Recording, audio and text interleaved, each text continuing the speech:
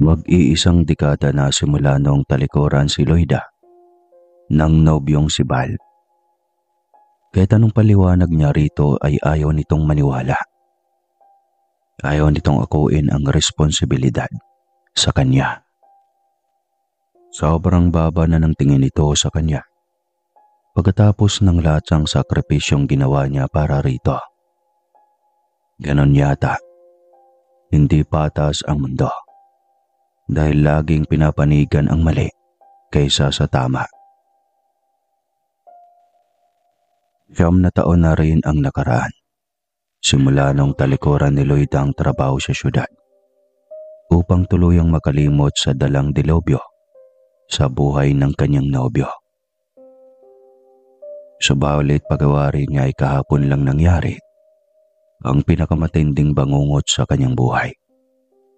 Pangyayari na hindi pa rin niya malilimutan kahit sa paglipas ng napakaraming taon. Nagtiwala siyang kaya siyang panindigan ng kanyang nobyo. Ibinigay niya lahat at wala nang natira pa sa kanyang sarili. Subalit ito pa rin pala ang wawasak sa kanya sa huli. Sana pala nagtiwala na lang ako sa sinabi ng mama ko noon. Sana hindi na lang kita pinaglaban sa kanila. Mababa ka. Marami. Bulyaw ni Bal sa kanya matapos ihampa sa kanyang mukha ang litratong kuha niya habang tinatanggap ang tseke na may halagang 10 milyon. Kapalit niyon ay ang lubayan niya ito. At magpakalayo-layo na, dala ang malaking halaga ng pera na siyang kulang at hindi buong detalye. Dahil pagkatapos niya iyong tanggapin, ay sinampal lang naman niya iyon sa mukha ng ina nito sabay bitaw.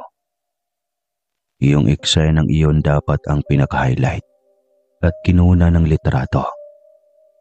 Subalit madaya ang mundo. Laging natatabunan ng mali ang tama. At dahil ultimo lamang siya at walang laban sa mga itong mapera, wala siyang boses para ipaglaban ang sarili mula sa mga ito. Uyom ang kanyang mga palad habang nakatitig sa malayo. Lagi na lang niyang naalala ang nakaraan. Nasa probinsya na siya at halos nasa gitna na ng gubat. Subalit ang kanyang isipan ay nasa alaala pa rin ang mapapait niyang nakaraan. Hindi niya alam kung kailan pa siya makakalimot. Hanggat walang hustisya, hanggat hindi siya nakapagigante, hindi mawawala ang sugat sa kanyang puso. Gold digger, yan ang pagkakilala mo sa akin, Bal. Sa haba ng panahong pagtitiis ko sa ina mo. Kahit sagad sa buto ang sakit na idinulot ng ina mo sa akin, pikit mata ako para sa'yo. Dahil mahal kita. Wala akong itinara sa sarili ko, Bal. Alam mo yan. Ibinigay ko sa'yo lahat. Nagtiwala ako sa mga pangako mo sa akin na kahit anong gawin ng mama mo, hindi tayo matitinag. Akala ko ba kakampi kita? Bakit sa mismo mga bibig mo pa maririnig ko ang masasakit na salitang hindi makain kahit ng aso? Ang sakit, Bal. Sobrang sakit. Napaikbi siya habang inalala ang mga pangyayaring iyon. Hindi niya maiwasang maalala ang lahat ng pangyayari. Kahit anong pilit niyang ibaon sa limot, ay nananariwa pa rin sa kanyang alaala. Nailing na lamang siya sabay pahid ng kanyang mga luha. Napatingin siya nang marinig ang boses ng 9 na taon niyang anak. Huling-huli nito ang pagpatak ng kanyang mga luha. Mabilis siyang ipinahid ang luha at niyakap ang anak para maibsan ang sakit na kanyang naramdaman. Nanay, umiiyak ka na naman. Wika nito. Nakita nito mismo kung paano siyang magdusa at halos gabi-gabing umiiyak tuwing maaalala niya ang lahat ng pang-aapi sa kanya ng ina ni Bal. At ang kanyang inaasahan na magtatanggol sa kanya, siya palalo ang maglulugmok sa kanya. Nanay, sagutin mo naman ako. Papansin ng bata sa kanya. Ikaw talaga, gabi na. Bakit ka pa lumabas? Nananaginip kasi ako, Nay. May malaki na bumuhat sa akin. Sabi niya, siya na lang daw ang tatay ko. Mahal na mahal ka raw niya. Kwento ng bata na may pa-aksyon-aksyon pa. Natahimik si Loida nang marinig iyon. Sumagi sa kanyang isip ang madalas niyang napapanaginipang lalaki. Matangkad, gwapo, at mayaman. Lagi siya nitong pinapasyal sa napakagandang lugar. Hindi rin niya alam kung bakit siya sunod-sunuran sa lalaking iyon. Mukhang mabait naman at mapagkakatiwalaan. Yun nga lang, at hindi niya magawang maalala ang mukha nito kapag nagising siya. Blurred ang mukha nito sa kanyang panaginip, kaya laging nananatiling katanungan iyon sa kanyang isipan. Nanay, totoo po ba ang panaginip? Pukaw nito sa kanyang iniisip. Ha? May depende, anak. Ibig kong sabihin, minsan, nako, ewan ko ba anak, hindi ko rin alam. Naguguluhan niyang sagot. Namimiss mo na ba ang tatay, ha, nanay? Tanong pa nito. Kaya napaawang na lang ang bibig sa gulat. Siguro nga ay medyo may natutunan na ang kanyang anak dahil sa grade 4 na rin ito.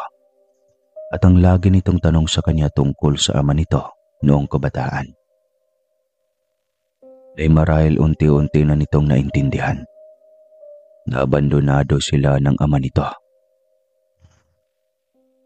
Ikaw talaga anak, ang dami mo nang alam.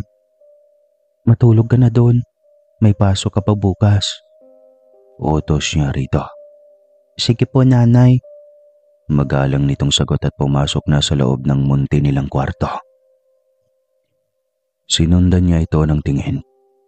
Parang piniga ang kanyang puso habang pinagmamasdan ang anak. Alam niya ang pakaramdam ng walang ama.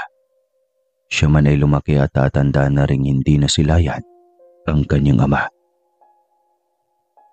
Hindi yata at sumpa na sa dugo nila na tatandang walang masisilayang ama. Kikilala kaya ni Val ang anak niya? Oras na mag-cross ang landas ng anak naming si Valerie. Tanong niya sa kanyang sarili. Paano nga ba niya ma-deny kay Val na anak nito si Valerie? Gayong iisa lang ang itsura nilang mag-ama. Kahit pangalan ay doon niya yata na kinuha sa ama. Nagsisisi tuloy siya kung bakit Valerie ang ipinangalan niya sa anak. Pero imposible na sigurong magtagpo ang mag-ama gayong nasa ibang bansa na napermi si Val. Ipinagkibit-balikat na lamang niya ang isiping iyon. Kahit talaga anong gawin niya para makalimutan ang dating nobyo, ay laging umiikot pa rin dito ang kanyang alaala. Dahil marahil sa anak nilang si Valerie. Papasok na sana siya sa kwarto dahil inaantok na rin siya nang biglang lumamig ang simoy ng hangin. Sarado naman ang mga bintana at pintuan. Pero paggawa rin niya ay nakabukas pa rin iyan dahil sa kakaibang lamig. Niyakap na lamang niya ang kanyang sarili. Biglang naamoy niya ang napakabangong pabango ng isang lalaki. Sobrang bango at kakaiba sa ilong. Ilang araw ko na bang napansin ang pabangong ito? Takang tanong niya sa kanyang sarili. Naalala niyang Martes na araw iyon at tuwing Biyernes at Martes ng gabi ay lagi siyang nakakaamoy ng ganitong pabango. Lagi rin niyang napapanaginipan ng lalaking blurred ang muka. Sinubukan niyang humiga dahil sabik na siyang mapanaginipan muli ang lalaking iyon. Na kahit sa panaginip lang niya nakakatagpo, ay tila nagpapakilig pa rin sa kanya. Ilang minuto lang simula nang tuluyang mawala ang kanyang ulirat, ay imahe agad ng lalaki ang bumungad sa kanya pagmulat ng kanyang mga mata. Pakaramdam niya ay sobrang bigat at nais pa nitong pumikit. Ngunit sa kasabay kang makita ang binata, ay pinilit niya iyong maimulat. Alis na tayo. Naghihintay ang aking kabayo sa labas. Wika nito. Bigla ring umiyak ang sinasabi nitong kabayo. Kaya agad siyang bumangon sa kasabay kang muling makapasyal kasama ito. Ilang beses na tayong namamasyal na magkasama. Subalit hindi ko man lang alam kung ano ang iyong pangalan at saan ka ba nakatira. Anong niya rito? Ako si Ibaro at malapit lang ang tirahan ko dito sa bahay mo. Talaga? Saan naman? Mukhang wala namang bahay na malapit sa akin. Ang kay Lolo Minda at Tia Magdalang. Nasa paanan pa ng bundok at halos 500 metro pang layo mula sa amin sa tuktok. Basta, nandyan lang ako. Pamimilit nito. Hindi na lang din siya nagpumilit na tanungin ito kung saan banda. Nang makarating sila sa isang lugar na may magandang tanawin, ay nalalayan siya nitong makababa sa kabayo. Doon lamang niya natitigan ang napakagwapong mukha nito. Ang gwapo mo pala. Anya. Ngumiti lamang ito ng matamis. Nagsimula na silang maglakad sa gitna ng napakagandang tanawin. Hawak siya nito sa kamay at hindi niya alam kung bakit nakatitig lang siya dito lagi. Wari isang teenager na kinikilig habang hinahawakan ng lalaki ang kanyang mga kamay. Titig na titig siya dahil unang pagkakataon na makita niya ng malinaw ang mukha ng lalaki. Salamat, Ibaro. Magandang bagay na nariyan ka para bigyan mo ako ng oras kagaya nito. Kahit paano ay naiibsan ang sakit ng aking nakaraan. Naintindihan ko. Alam ko ang pinagdadaanan mo. At handa kitang tulungan para makalimot sa iyong nakaraan. Alam mo ang tungkol sa nakaraan ko? Gulat na tanong niya sa lalaki. Napatigil siya sa paglalakad habang napatitig dito. Oo, pasensya na. Basta alam ko. At handa akong tulungan ka para tuluyan ng mabaon sa limot ang iyong karamdaman. Handa akong magiging ama sa anak mo. Nang sabihin nito iyon ay agad siyang kumontra. Hindi mo kailangan gawin ang bagay na iyon. Kaya kong maging ama at ina sa anak ko. Isa pa ay wala ngang pakialam ang ama ni Valerie sa kanya eh. Kaanya rito. Sige, kung yan ang desisyon mo, ay kaya kong irespeto iyon. Kung kailangan mo ng pera, huwag kang magatubiling humingi sa akin. Kaya kitang bigyan. Uwi ka nito sa kanya. Tumangaw lang siya. Ngunit iyon ang hindi niya gagawin. Baka iisipin na namang mukha siyang pera. Gaya ng tingin sa kanya ni Val. At hindi niya matanggap ang bagay na iyon. Sobrang sakit na nakapangliit ng kanyang pagkatao. Marami silang magandang tanawin na iniikot ngunit mukhang wala naman doon ang kanyang focus. Paano kasi? May nakabuntot pa rin ang alaala ni Val. Kaya imbis na matuwa ay nabad trip pa siya. Ngunit kahit papano, kalaunay natuwa naman siya. Dahil nasilayan na niya ang gwapo ng mukha ng taong kasama niya lagi sa pamamasyal. Wari niya ay nasa hardin sila ng Eden. Sa dami ng magagandang tanawin. Tanggal lahat ang kanyang problema at mga alalahanin. Kagaya ng alalahanin niya sa pera. Nagsimula na kasi siyang mag-alala para sa financial savings niya. Napaubos na rin. Wala na siyang income pa simula nung magtago siya sa probinsyang iyon ng kanyang lola. Dahil sa ginawa ni Val. Nanay, gising. Gising sa kanya ni Valerie. Sabay tapik nito sa kanyang balikat. Nanay, hindi na ako makakapasok nito. Alas 7 na, mahuli na ako sa klase. Reklamo ni Valerie. Tsaka pa siya nagising at natarantang bumangon. Natampal niya ang kanyang noo. Nako anak, pasensya na. Sa sobrang pagod ko yata. Kanya rito.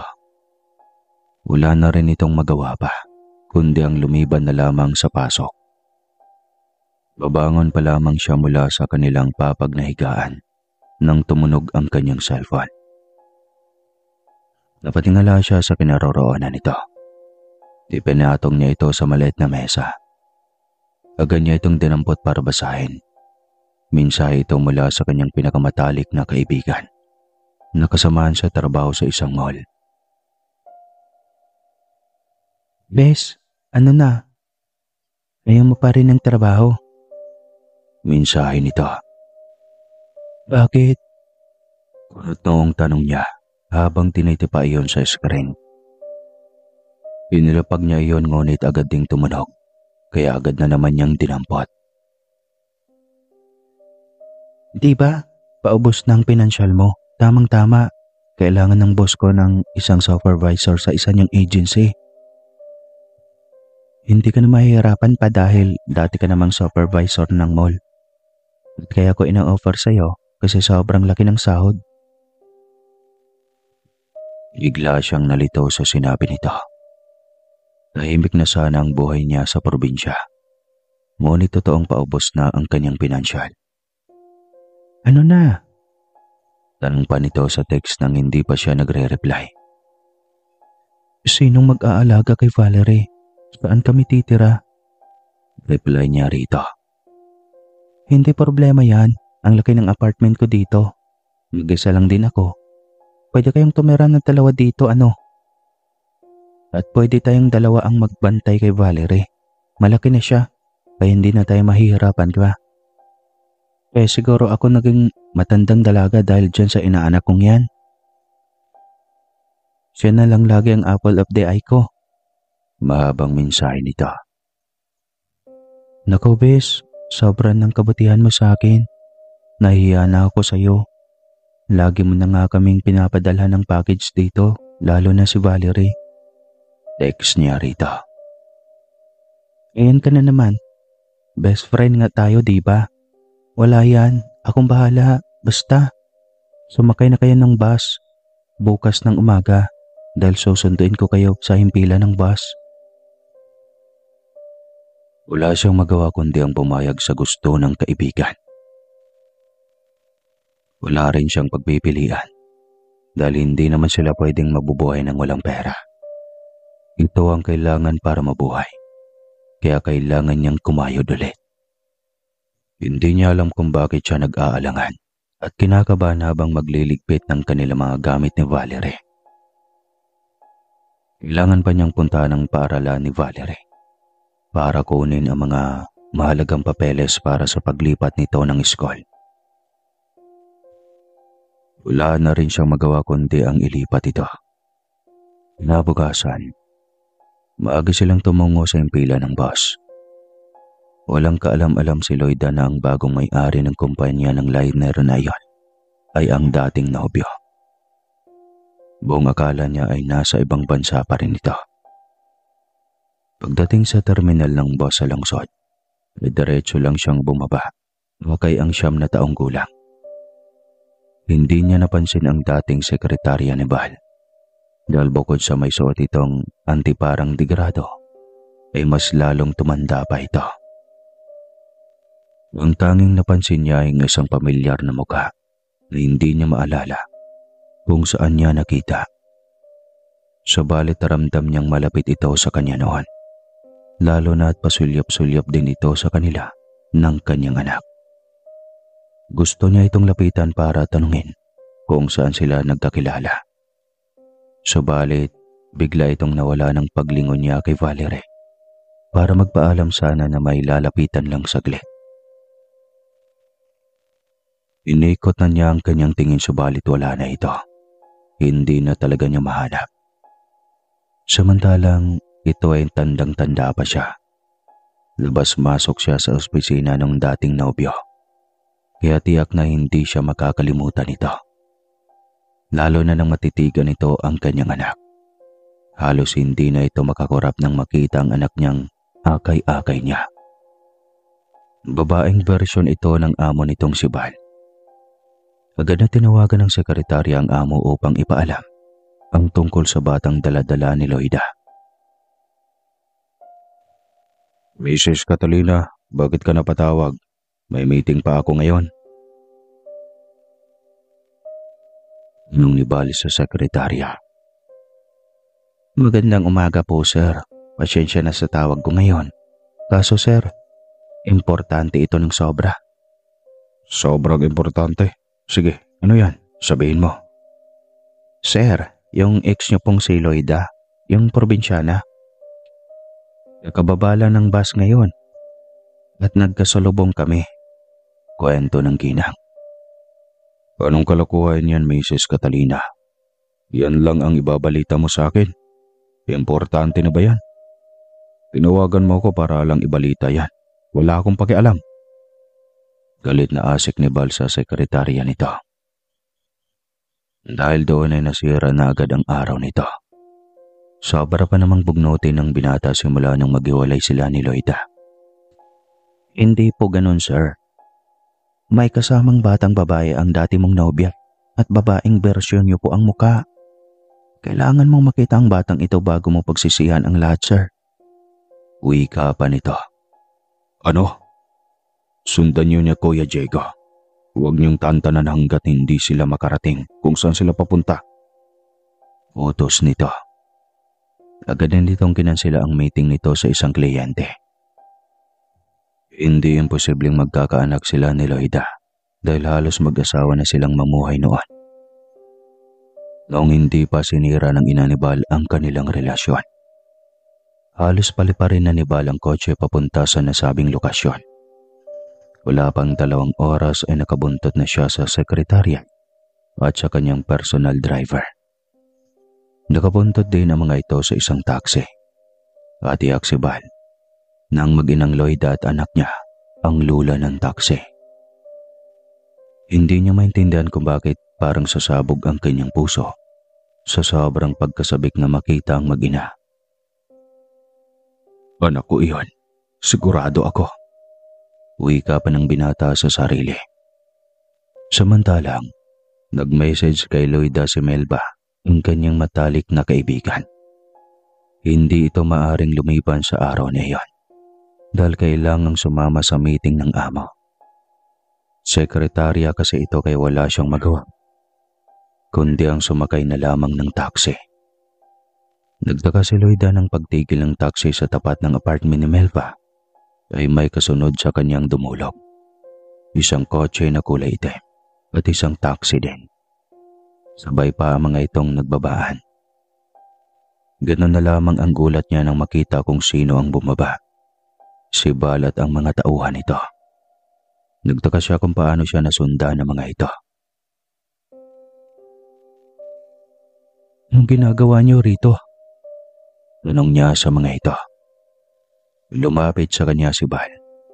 Matamang nakatitig sa kanya ang binata. Maging sa kanilang anak na si Valerie.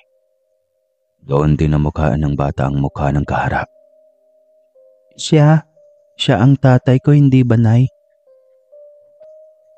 Anong ni Valerie? Hindi nakaimik si Loida sa sobrang gulat. Umalis na kayo. Utos ni Val sa kanyang sekretarya at driver.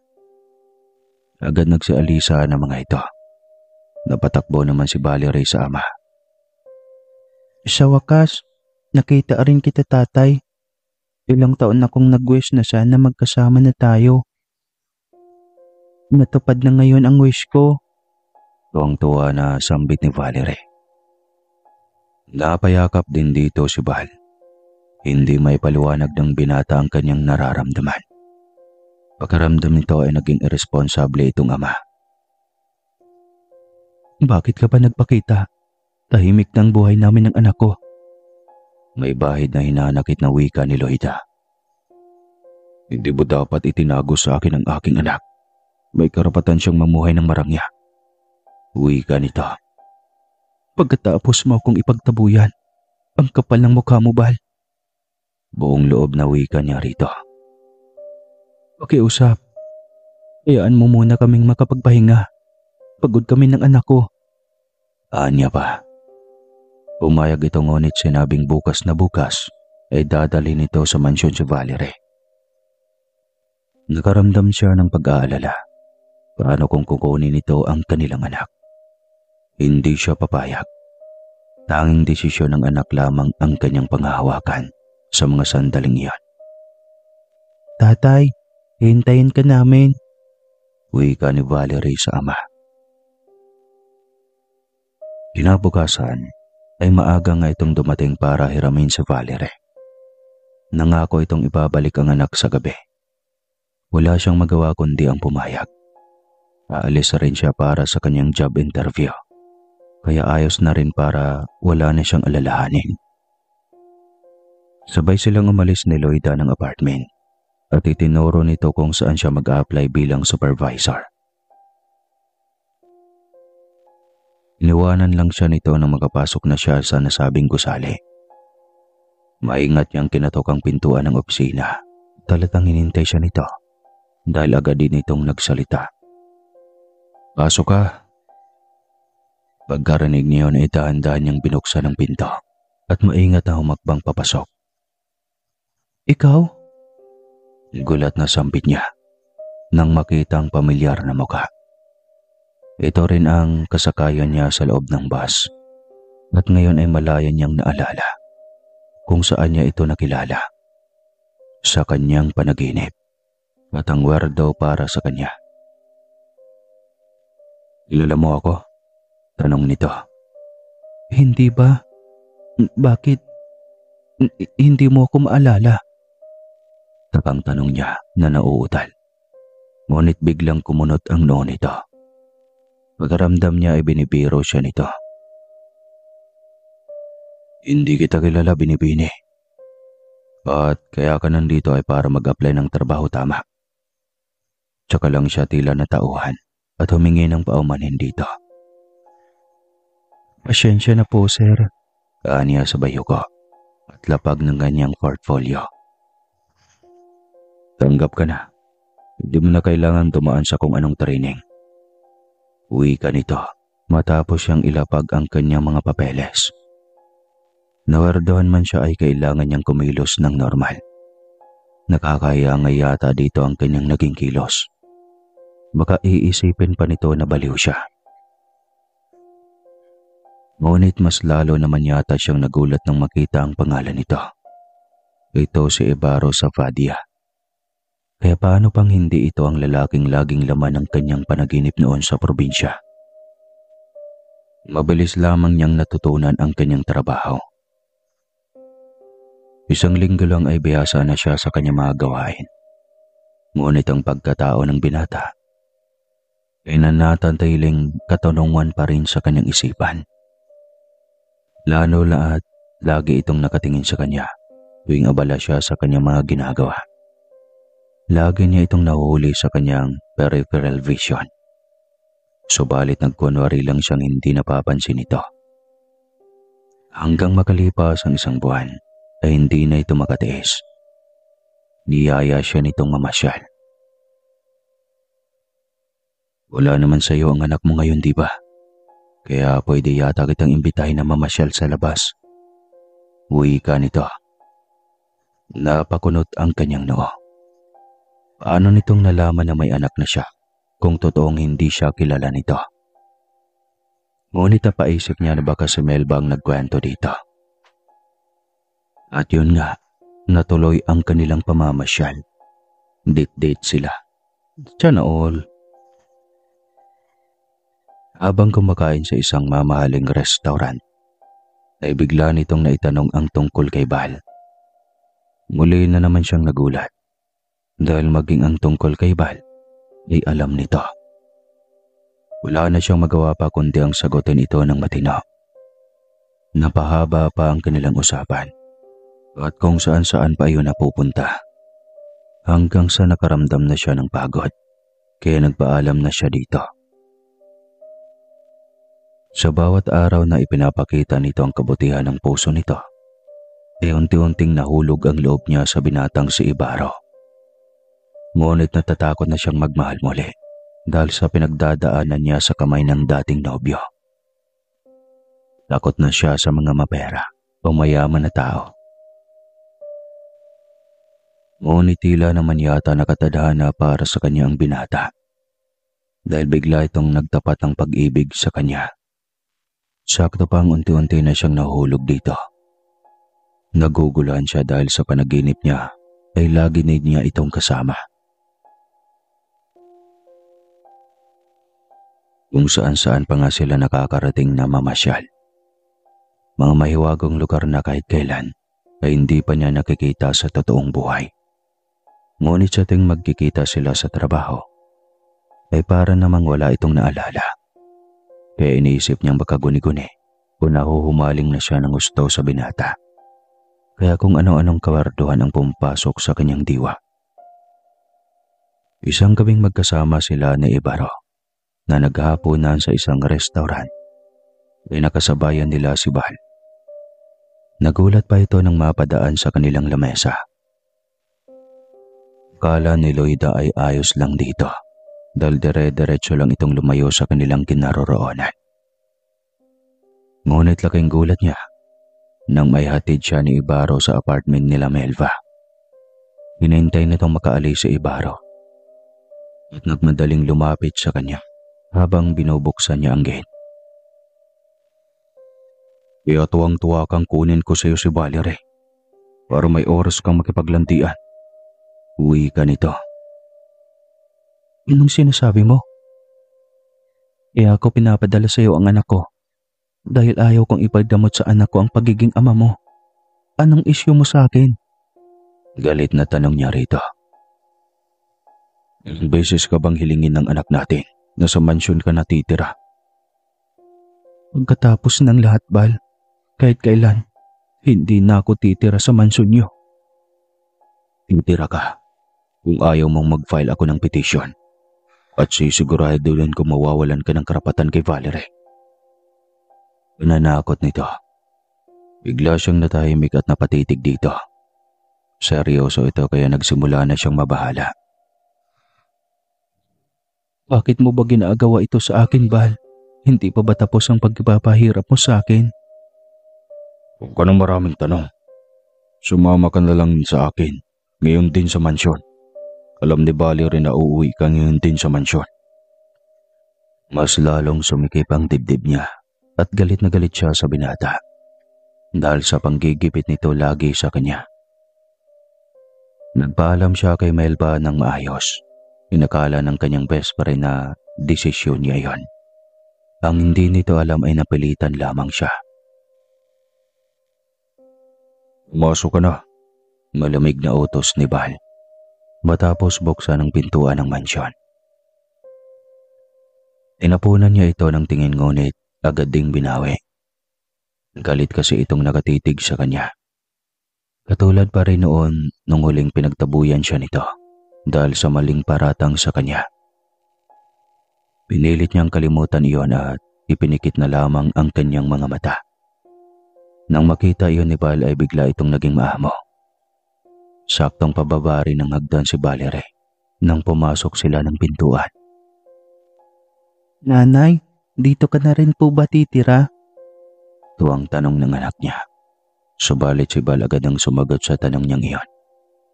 Oo anak, dito na kayong mag-ina ko titira. Habang buhay na tayong magkasama dito. Uwi ka nito. Napaubo siya at tila hindi masikmura ang narinig. Habang buhay siyang titira dito.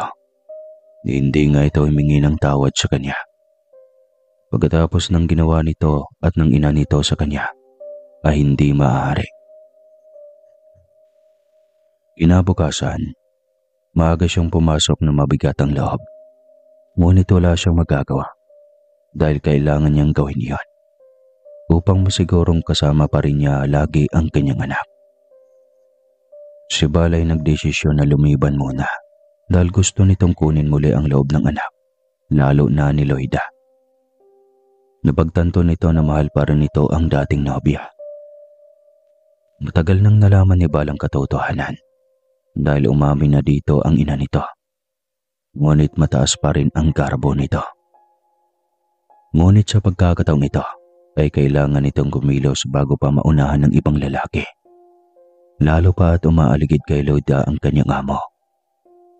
Habang nag-aalmusal si Bal kasama ang anak, ay bigla nitong natanong sa bata kung may manliligaw si Loida doon sa probinsya.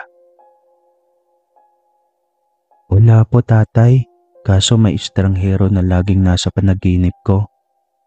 Isang gwapong lalaki na pumupunta para bisitahin ang nanay.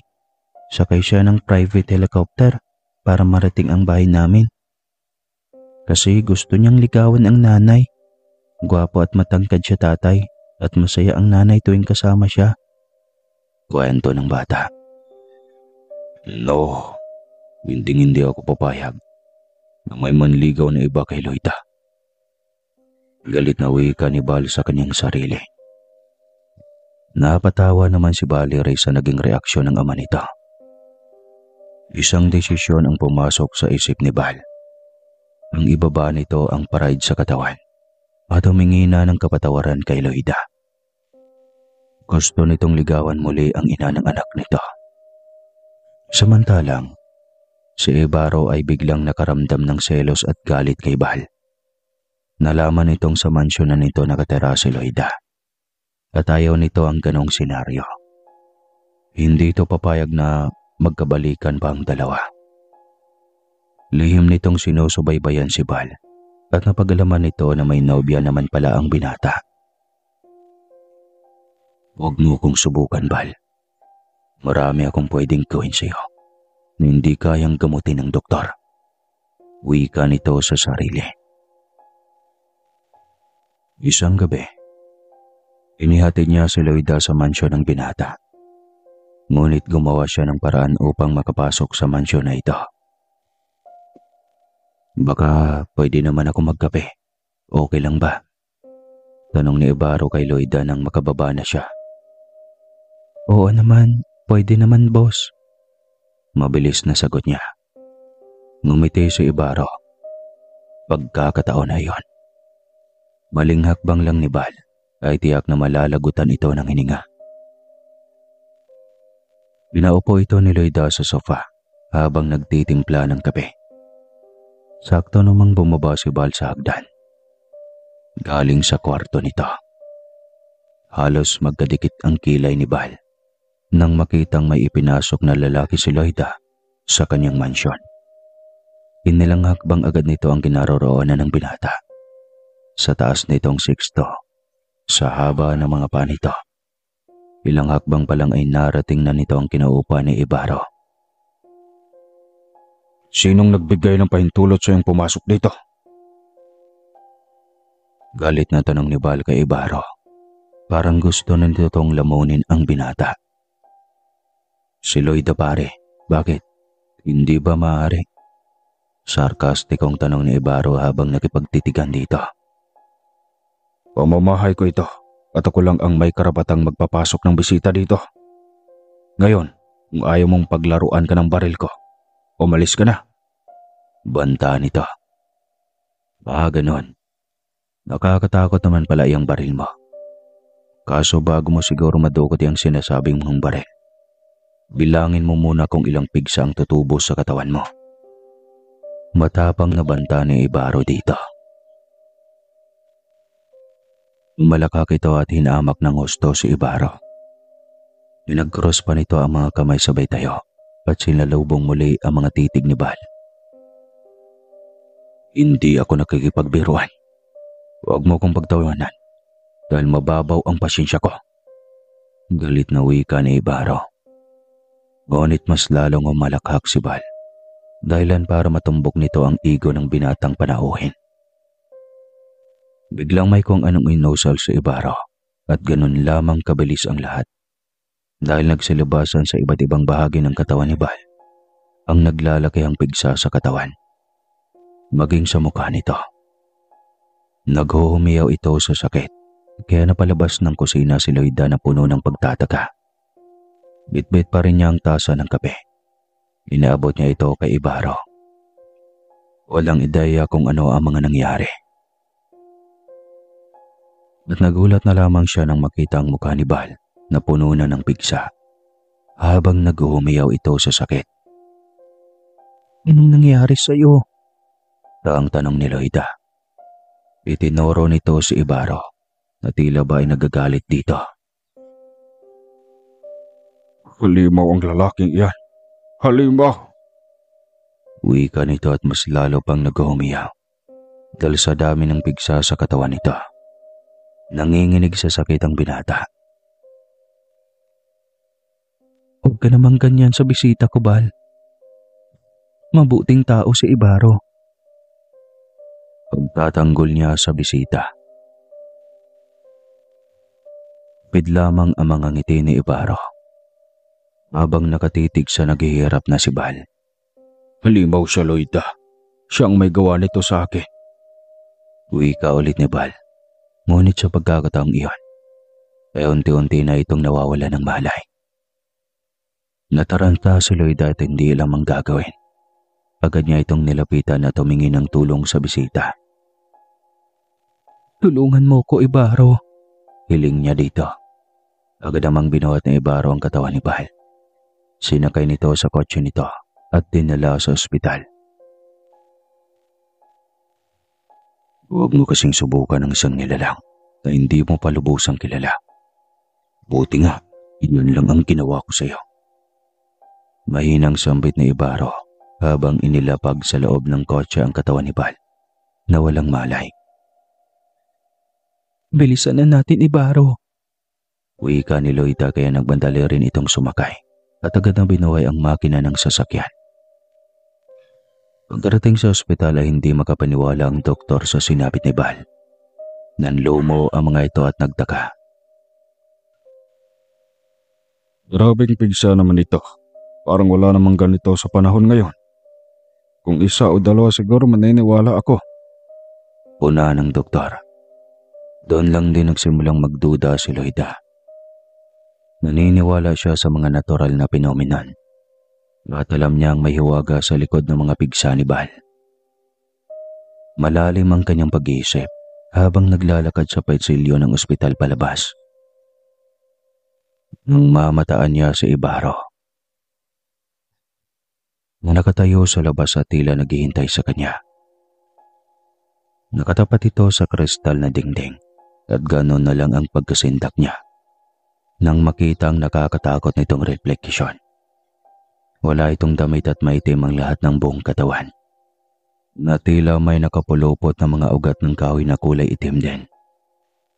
Nanginginig siya sa takot pa at parang ayaw na niya itong lapitan.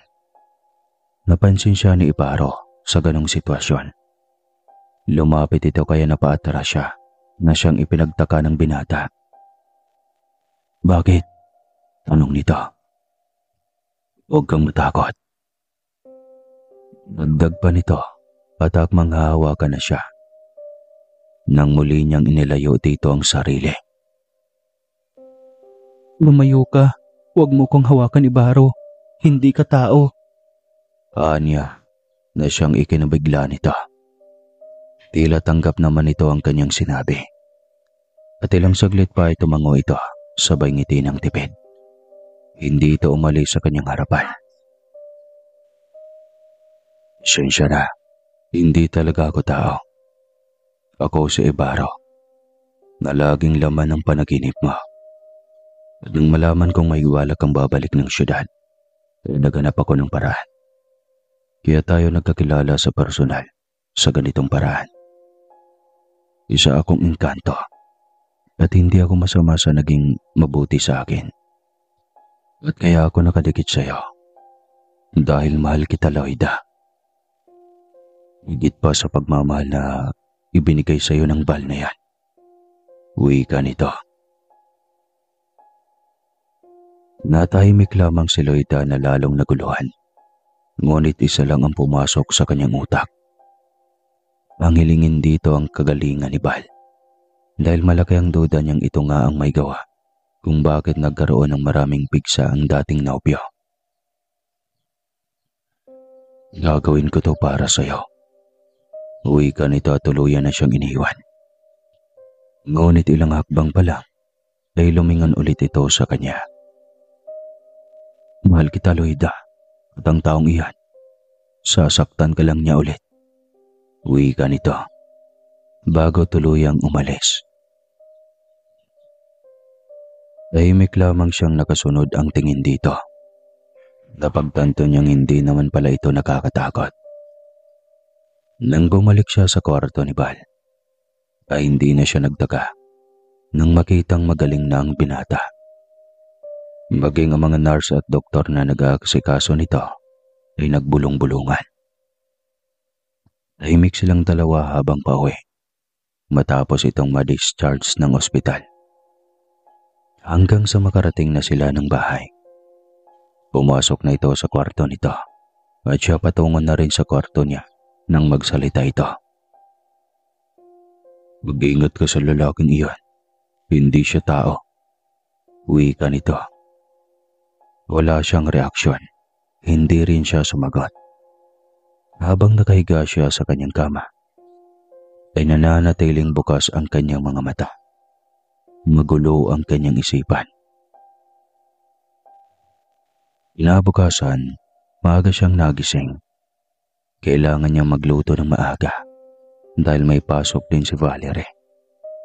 May katulong naman pero pagdating sa pagkain ng kanyang anak, siya talagang naghahanda para dito. Pagkatapos lang niyang magluto nang bigla siyang sugurin ng sampal ni Agatha. Napakaaga nitong nanggulo at hindi niya iyon inasahan. Si Agatha ang noon pa man ay umaaligid na kay Val at gusto ng ina ng binata na siyang mapapangasawa nito. At ngayon ay ito na ang bagong karelasyon ng binata. Agatha, Gulat na sambit niya habang sapo ang kabilang pisngi na sinampal nito. wala kang hiya, Loida. Gagamitin mo pa talaga ang anak niyo ni Val para makuha mo ulit siya sa akin? Tinapos na niya ang sa inyo. Bakit ka pa bumalik? Kulang pa ba ang 10 milyon? Hindi totoo ang 10 milyon na yan, Agatha. Alam kong alam mo yan. Ganoon? Kaya pala nakipagsiksikan ka dito. Dahil nagsisisi ka na hindi mo iyon nakuha ng tuluyan. Galit na tanong nito. Dahil hindi ko pwedeng iwanan ang anak ko, Agatha. Siya na lang ang natira sa akin. Nawala lahat sa akin dahil sa paninira niyo sa akin. Kayo ng ina ni Val. Napakawalang hiya niyo. Napaiyak na siya dahil sa sobra ng pagmamaltrato ng mga ito. At wala man lang siyang magawa. Hindi niya maipagtanggol ang kanyang sarili. Ngunit hindi pwedeng pati anak niya ay hindi niya ipagtanggol. Gagawin niyang lahat para sa kanyang anak. Natatakot siyang pumatol at baka palalayasin siya ni Val. Dapat pala pinapatay na kita noon. Hindi dapat ako nakontento sa mga paninira lang sa'yo. Hayop kang babae ka. Nakahanap ka pa ngayon ng alas. Gagamitin mo pa yata para makuha muli ang atensyon ni Val. Kasi halos wala na siyang oras para sa akin dahil dyan sa anak mo. Huwag mong idamay ang anak ko, Agatha. Wala akong balak agawin sa'yo si Val. Ngunit huwag mo namang tangkain pa na oras na para sa anak ko ay agawin mo pa kay Val. Hindi ka bata, Agatha. Isipin mo yun. Kikiusap ako sa iyo. Bigyan mo ng pagkakataon ng anak ko para sa ama niya. Pangako. Wala akong gawin na ikakasira ng relasyon yung dalawa ni Val. Ganyan lang dapat. Makiusap ka sa akin para sa anak mo lang. E di walang problema. Magtitiis ako para sa anak ko. Naiyak niyang wika dito. Ngunit tinawanan lang siya nito. Masakit ang loob niyang umalis doon. Nag-chat siya para gisingin ang kanyang anak dahil may pasok pa ito. Paakyat na siya ng kwarto nang makasalubong ang lalaking dahilan ng mga pasakit niya sa buhay. Matalim ang mga titig niya rito. Wala itong alam na maagang sumugod ang nobya nito. Marahil ay nabalitaan ni Agatha ang pagka-ospital nito kagabi. Sana pala hindi mo na ito gumaling sa mga pigsa nito. Naalala niyang hindi pa nga pala siya nakapagiganti dito. Ngunit, kailangan niya ba yun? Nagtaka si Bal sa kanyang titig dito. Napaisip ang binata. Maaga pa ay nakasimangot na siya na tila ba galing sa isang gulo. Naisipan ni Bal na i-check ang monitor ng CCTV upang malaman kung ano ang nangyari sa baba. Napakagat ito ng labi nang makitang nasa baba pala ang nobya. At halatang nababagot na ito kakahintay sa kanya. May kasunduan sila na bawal itong umakyat sa kanyang kwarto. Dahil oras na gagawin ito iyon, ay hindi na ito makakapasok sa mansyon ng binata. Hindi may pagkakailang mahal pa rin ni Bal si Loida. Dahil ang kwarto nilang dalawa, nung nagsama sila, ay walang ibang nakapasok na babae. Ang gusto nito ay puro alaala lang nila ni Loida. Ang siyang tanging maalala nito sa kwartong iyon. Yun nga lang, at mataas ang karbon nito sa sarili. Dahil hindi pa rin matanggap ang inakalan nitong ginawa ni Loida na pagtanggap ng pera kapalit ng kanilang relasyon. Na-review ni Bal ang mga pangyayari. Napatakip na lamang ito ng bibig nang makita ang pagharap ng dalawang babae sa buhay nito. Doon din ito nalaman ang dating pangyayari, ang tungkol sa isyu na 10 milyon. Hindi akalain ni Bal na hindi totoong tinanggap ni Loida iyon. Parang gusto na itong suntukin ang sarili. Halos iba to ni Bal ang monitor ng CCTV. 9 na taon itong pilit kasuklaman ng babaeng hindi mawala-wala kahit kailan sa puso at isipan nito. Ilang taong naghihirap ang mag-ina nito at ilang taong sinayang nito sa maling paniniwala at maling babae. Hindi na napigilan ni Bal ang magwala sa galit. Sinisisi nito pati ang sarili. Dapat lang dahil naging tanga ito at bulag sa katotohanan. Nagulat si Loida sa mga kalabog galing sa kwarto ni Bal. Nagtaka ito kung ano ang mga kalabog na kanyang narinig mula sa kwarto ng dating nobyo. Pakiwari niya ay may nagwawala. "Ano yun, nanay?" tanong ni Valerie nang marinig yun. "Hindi ko rin alam, anak. Bilisan mo na lang dahil may pasok ka pa." Utos niya sa anak. Buti na lang at nasa sofa ang si Agatha nang bumaba sila para kumain. Hindi na ito pinansin pa ni Loida. Saktong patapos ng kumain sa Valerie nang makita ang ama na pababa ng hagdan. "Daddy," tawag nito. "Magandang umaga, anak." Mula sa mudong bati nito. "Magandang umaga, Daddy. Alis na po tayo?" tanong ng bata. "Sige, anak. Sandali lang. Babalikan kita agad." Wika nito at nilapitan na si Agatha na noon ay nasa sofa. Nagtaka si Loida dahil mukhang pinapagalitan ito ni Bal. Ang mas nakakapagtaka pa ay parang umiiyak itong palabas. Ngunit hindi siya nagpahalata na tila nakikiusisa sa mga ito. Patay malisya lamang siya hanggang sa kunin nito ang kanilang anak para ihatid sa eskwelahan. Pagbalik nito ay nagulat si Loida nang bigla siyang hinila ng binata para yakapin. Hindi na matiis ng binata ang sakit ng kalooban nito. Hindi dahil nasaktan ito, kundi dahil sa ginagawang pagpapasakit at pag-abandona sa kanya na wala naman talagang nagawang kasalanan. Masyado itong nagpalunod sa galit noon at hindi na nito naisipan pang paimbistagahan ang mga paratang sa kanya. Lalo pat ina na mismo nito ang gumawa ng bagay na iyon. Masyadong nagtiwala ang binata sa makasarili nitong ina. Nagtaka naman si Loida sa ginawang pagyakap nito sa kanya. Ramdam ni Loida na tila ba nagsisisi ito. "Bakit?" tanong niya rito. "Patawarin mo ko, Loida." Bulong nito. kasabay ng pagtaas baba ng balikat dahil hindi niya nito mapigil ang paghikbi.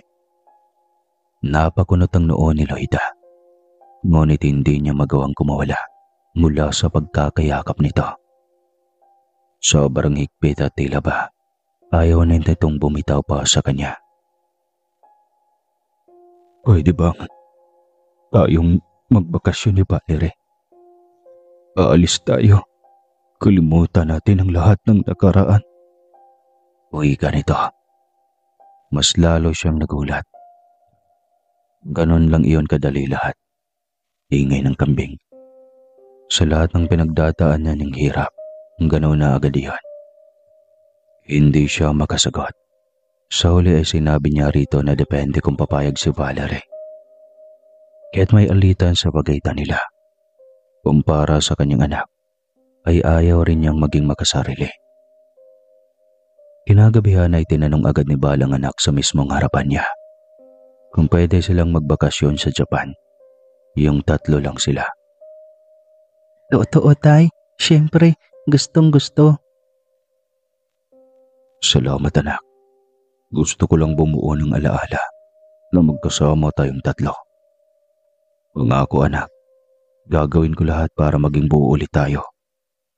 Babawi ako sa inyo ng nanay mo. Uwi ka nito. Napasulyap lang si Loida dito. Hindi niya alam kung bakit parang hindi siya masaya. Parang huli na ang lahat para sa kanila. Masigit na inalala niya si Ibaro. Ang mga alaala nila kahit sa panaginip lamang iyon madalas. Alam niyang iba ang katauhan ni Ibaro. Isa itong engkanto at minsan na niyang nasilayan ang nakakatakot na mukha nito. Ngunit pakiwari niya ay mas nakakatakot muling pagkatiwalaan ang binatang ama ng kanyang anak. Lalo pa at buhay na buhay pa rin ang atribida nitong ina.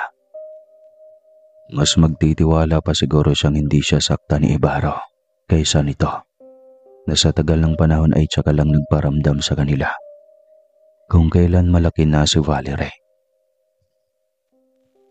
At aminado siya sa kanyang sarili na unti-unti nang nawala ang pagmamahal at tiwala niya sa lalaking kaharap. Biglang sumiklab lahat ang hinanakit sa kanyang dibdib. Subalit nagtaka rin siya sa biglang pagbabago ng ugali nito. Matapos kumain ni Valerie ay nauna na itong umakyat ng kwarto. Naiwan silang dalawa. Sinubukan siyang lambingin ng binata at sinubukang halikan siya. Subalit mabilis siyang tumayo mula sa kanyang selya. Lumayo ka sa akin. Huwag na huwag mo kong hawakan. Wala tayong relasyon. At hindi ko na pinangarap na magkaroon ng lalaking kagaya mo sa buhay ko. Wika niya habang umiiyak. Kaya bigla ring natauhan si Val at dumistan siya sa kanya. Napahagulgol siya habang inalalang masakit na pinagdadaanan sa kamay ng lalaking kaharap at sa ina nito. Pasensya na, Loida. Nawala lang ako sa sarili. Marahil dahil matagal na kitang na-miss. Hindi ka naman talaga nawala sa isip at puso ko. Sana may pagkakataon pa para makabawi. Sana mapatawad mo pa ako. Uwi ka nito sabay hilamos na muka. Ngunit malabo na iyong mangyari. Para kay Loida ay bangungot na lang ito ng kanyang nakaraan. Kung hindi sa anak nila, hindi siya makipagsiksikan sa bahay nito.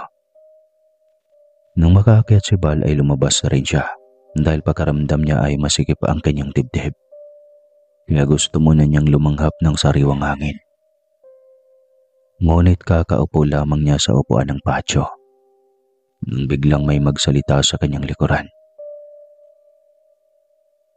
Bakit ba nagtitiis ng ganyan? Nasasaktan akong makita na nagkakaganyan ka. Uwi ka nito. Alam niya agad kung sino ito, kaya hindi na siya nagaksayang lumingon pa dito. Ang tagal mong hindi nagparamdam uli. Kahit sa opisina, hindi ka na pumapasok. Sagot niya rito. Dahil alam kong takot ka pa sa akin. Ngunit hindi naman talaga ako nawala sa iyo. Lagi akong nasa malapit mo, nakabantay sa'yo. Gusto kitang ipagiganti sa kanila, kaso hindi ko ginawa. Dahil alam kong hindi mo ikakatuwa. Litanya nito. Tahimik lamang siya habang malayo ang pag-iisip. Nakahalata naman si Ibarra na tila wala siya sa kanyang sarili. Mamamasyal pa kayo sa ibang bansa. Uwi ka muli nito. Pati iyan alam mo? Takang tanong niya. Oo, nakita kong hindi ka masaya. Nararamdaman kong may mahalaga ako sa iyo, Loida. Bakit hindi ka nalang sumama sa akin? Alam kong magiging masaya ka sa akin, Loida. Nararamdaman kong mahal mo na ako. Uwi ka nito. Gusto ko. Subalit gusto ko munang makasama ang anak ko. Gusto ko munang makita siyang masaya habang namamasyal kami sa ibang bansa. Kapag nakabalik na kami, tsaka na ako bubuo ng desisyon. Kung ganon, handa akong maghintay, Loida. Masayang uwi ka nito. Sinisiguro nitong makukuha nito si Loida. Oras na makabalik na siya mula sa pinangakong bakasyon ni Bal. Hindi pumasok ng opisina si Bal simula ng araw na iyon. Isang buwan itong mawawala dahil sa ipinangako nitong oras para sa anak. Balak din itong kunin ang loob ni Loida. Kahit ramdam na nito ang pagiging malamig niya sa pakikitungo rito. Nahalata na rin ni Bal ang kawalan niya ng gana na makisama dito. At hindi siya masisisi ng binata kung bakit bigla na lang nagbago ang lahat. Hindi hamak ang sakit na ipinaranas nito sa kanya noon. Mabilis na nagawa ng paraan ng papeles nilang mag-ina. Pera nga naman talaga. Hindi yun nakapagtataka dahil may impluwensyang pamilya ang mga ito. Sobrang tuwa ni Valerie. Paakyat pa lang ng eroplano. Kahit si Loida nang makita ang reaksyon ng kanyang anak ay sobrang natuwa. Kung ano ang kaligayahan nito ay iyon na rin ang magpapaligaya sa kanya. Pagdating nila ng Japan ay mas lalong natuwa ang kanilang anak. Nanay, sana lagi tayong ganito. Laging magkasama at laging masaya. Uwi ka ng bata. May bahid ng pait ang kanyang peking ngiti. Hindi niya mawari pero lahat ng kanyang pagaramdam kung bakit siya naroon ay para lang sa anak. Hindi para sa sarili. Dahil kung para sa kanyang sarili, hindi siya dapat naroon. Kasi mas masaya siya sa presensya ni Ibarra. Mas nais niyang kasama ito sa isang lugar na tahimik at tila isang paraeso. Mas magaan ang kanyang loob at lahat ng positibong enerhiya ay nasa kanya tuwing si Ibarra ang kasama. Bakit parang ayaw mo kaming kasama ng anak natin, Loida? Malungkot na tanong ni Bal. Pwede ba, Bal? Huwag mong iparinig sa anak ko ang bagay na iyan. Bulong niya rito. Tumango naman ito at huwad ng ngumiti. Ngunit ang totoo ay nasasaktan ito sa malamig na pagkikitungo ni Loida sa kanya. Wala rin itong ibang sisisihin kundi ang sarili. Sa ilang taon na pagdurusa ni Loida, sa maling paratang na dapat sana ito ang magtatanggol sa dalaga. Ngunit ito pa mismo ang halos ng maliit sa kanya. Sa buong araw nilang pamamasyal ay napagod ng gusto ang bata. Kaya mabilis itong nakatulog. Subalit si Loida ay nananatiling malalim ang iniisip habang nagkakape sa labi ng hotel kung saan sila nakapag-book ng isang buwan. Hindi ko pa ba matutulog? Biglang pukaw ng atensyon sa kanya ni Bal. Matulog ka na doon. Susunod ako. Hintayin na lang kita. Hindi pa naman ako inaantok. Sagot nito. Nilingon niya ito at sinamaan ang tingin. Pwede ba, Bal? Hindi tayo maayos sa isa't isa. Huwag kang umasa na magiging okay tayo. Dahil si Valerie lang ang rason kung bakit tayo magkasama ngayon. Loida, Sana mapatawad mo pa ako. Kaya tayo magkasama ngayon. Dahil gusto kong kunin muli ang loob mo. Sana magtiwala kang muli sa akin. Sana bigyan mo pa ako ng isang pagkakataon. Pagmamakaawa nito. Ngunit mas lalo yatang uminit ang kanyang ulo nang makita ang miserable nitong mukha. Pwede ba? Huwag kang magpapaawa dahil hindi ka nakakaawa. Mas lalong kumukulo ang dugo ko sa iyo. Singhal niya rito. Hindi na ito umimik pa at maya-maya ay napansin na lamang niya ang pagtaas baba ng balikat nito. Pilit nitong pinipigil ang bawat pag-ikbi nito. Gusto niyang maawa dito subalit naalala niya ang kanyang pinagdaanan. Masigit pa rito ang paghihirap na kanyang dinanas.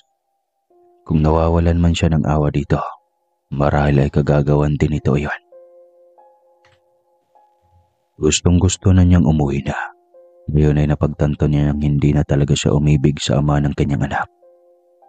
Sinubukan na niyang makisama dito, subalit pagkamuki lamang ang kanyang naramdaman dito. Mabilis na lumipas sa mga araw. Ilang beses din ang kanibal na kunin ang kanyang loob, subalit wala itong nagawa. Dahil sa kanya pa rin ang susi kung sakaling mang maging maayos ang pagitan nila. Tatay, babalik pa ba tayo dito? Tanong ni Valerie matapos nilang mag-impake. Depende sa nanay mo, anak. Baka sa susunod, kayo na lang ng tatay mo, anak. Baka kasi may importante akong asikasuhin. Sana maintindihan mo, anak. Iyon naman ang sagot ni Loida.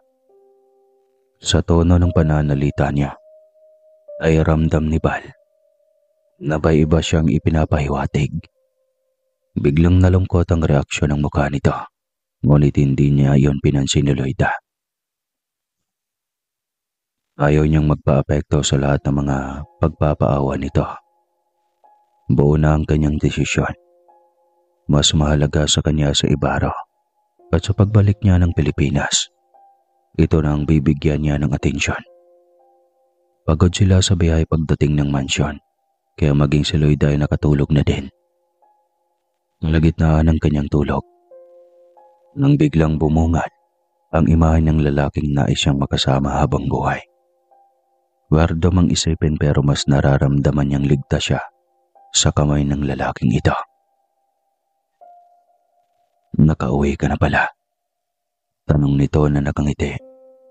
Oo, at gaya ng pangako ko sa iyo, handa na akong sumama sa iyo kahit saan man tayo manirahan.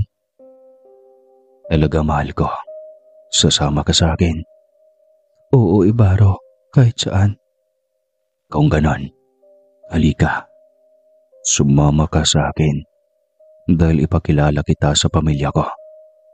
Uwi ka nito. Kaya bumangon na siya. Tila naman kay lambot-lambot ng kanyang katawan. At nung maglakad siya ay tila nakalutang lang siya sa ere. Hindi niya alam kung paano sila nakarating sa napakagarang mansyon.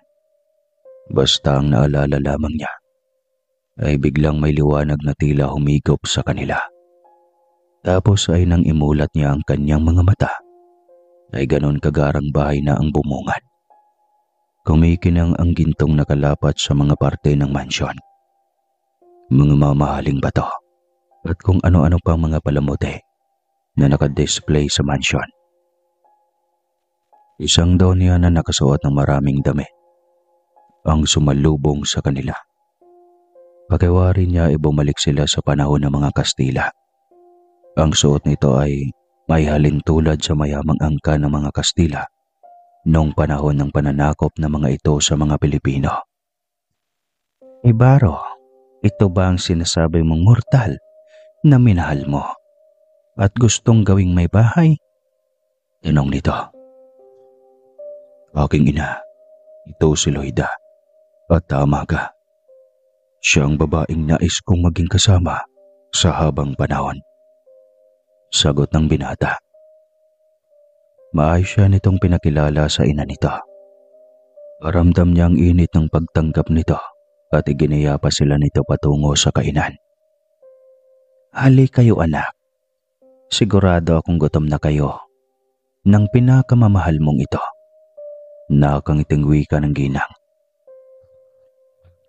Tama kayo ina.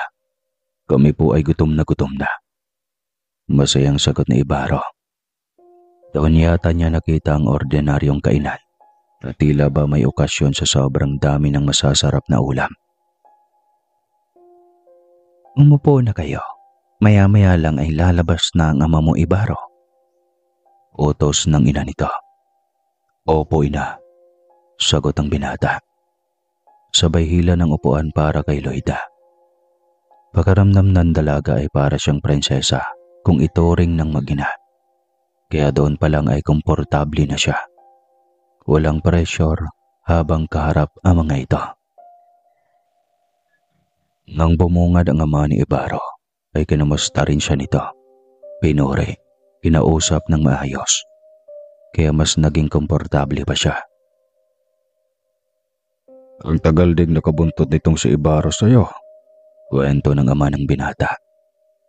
Napatingin siya sa binatang nag-aalangang titigan siya.